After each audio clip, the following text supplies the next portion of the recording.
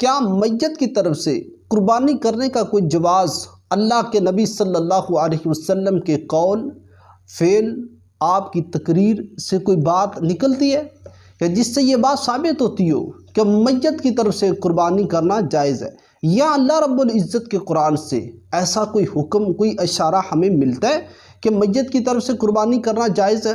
ایک حدیث جو مختلف کتابوں کے اندر، قرآن مجید کے اندر تو ایسی کوئی بات ثابت نہیں ہے کہ میت کی طرف سے قربانی کی جائے۔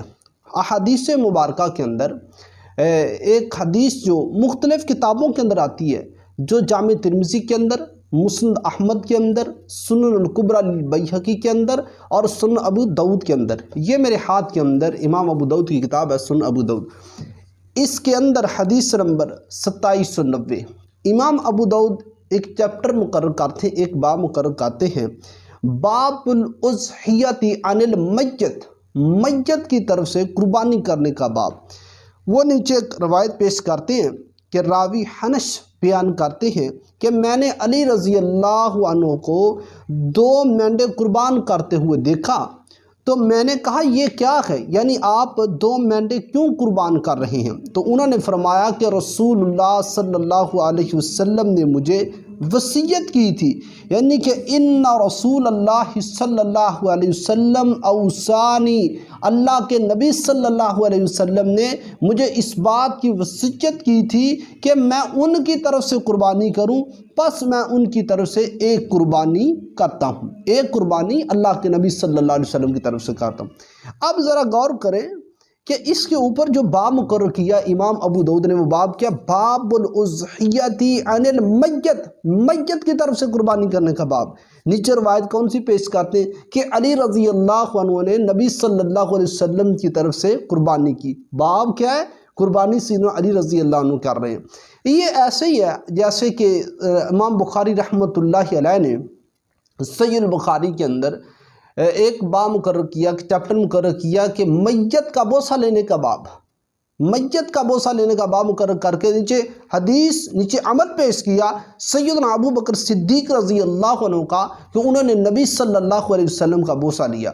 اب میں سوال کرتا ہوں لوگوں سے کہ جو اس روایت سے یہ قربانی، میت کی طرف سے قربانی کرنے کا جواز نکالتے ہیں، پہلے آپ جو مسئلہ امام ابو داؤد ثابت کرنا چاہتے ہیں وہ یہ ہے کہ نبی صلی اللہ علیہ وسلم کے بارے میں آپ کا عقیدہ کیا ہے؟ کیا آپ صلی اللہ علیہ وسلم کے بارے میں آپ کا یہ عقیدہ ہے کہ نبی صلی اللہ علیہ وسلم پر موت آ گئی ہے؟ کیا آپ کا عقیدہ یہ ہے کہ نبی صلی اللہ علیہ وسلم کو آپ میت کہتے ہیں؟ حالانکہ قرآن مجید تو کہتا ہے انک میت و انہم میتون۔ باب سے یہ عقیدہ، سب سے پہلا مسئلہ جو آپ نبی صلی اللہ علیہ وسلم کے بارے میں اپنا عقیدہ بنائیں کہ باب الاضحیۃ عن المیت۔ دوسری بات، یہ جو روایت ہے یہ اصول حدیث کے اوپر پوری اترتی نہیں ہے۔ اس کے جو راوی ہیں وہ میں آپ کے سامنے رکھتا ہوں، اس کے مختلف راوی جو اس روایت کے اندر پیش خدمت ہیں۔ اس کے اندر ایک راوی ہے شریک بن عبداللہ رحمۃ اللہ علیہ، وہ انس سے روایت کرتے ہیں اور یہ راوی مدلس ہے، کسی کتاب کے اندر سماع کی صراحت موجود نہیں ہے۔ اس کتاب کا دوسرا راوی ہے ابی الحسنہ، یہ راوی مجہول ہے۔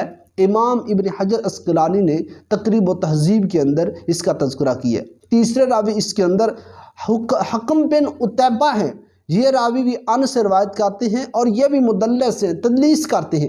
چوتھے راوی اس روایت کی سند میں حنش راوی ہے، جس کو جمہور محدثین اکرام نے ضعیف کہا ہے۔ اس کو بھی امام ابن حجر اسقلانی کی کتاب تقریب و تہذیب کے اندر دیکھا جا سکتا ہے۔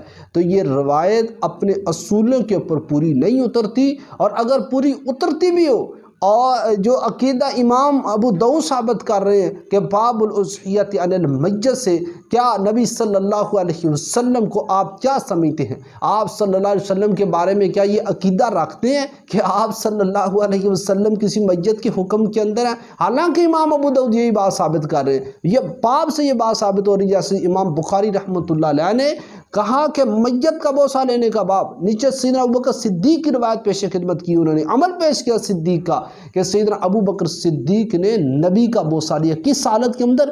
جب آپ پر موت آ گئی تھی، جب آپ سیدنا ابو بکر صدیق کہہ رہے تھے اللہ کے نبی آپ پر 2 موتیں نہیں آئیں گی، جو موت آنی وہ آ گئی ہے۔ اب میت کی طرف سے کیا کرنا چاہیے؟ میت کی طرف سے سب سے بہترین بات جو امام عبداللہ بن مبارک رحمۃ اللہ علیہ نے کی وہ یہ تھی کہ میت کی طرف سے اگر کوئی قربانی کرنا چاہتا ہے تو وہ سارا گوشت صدقہ کرے، اللہ کی راہ میں وہ صدقہ کرے، جانور خریدے، ذبح کرے اور اس کی طرف سے صدقہ کر دے۔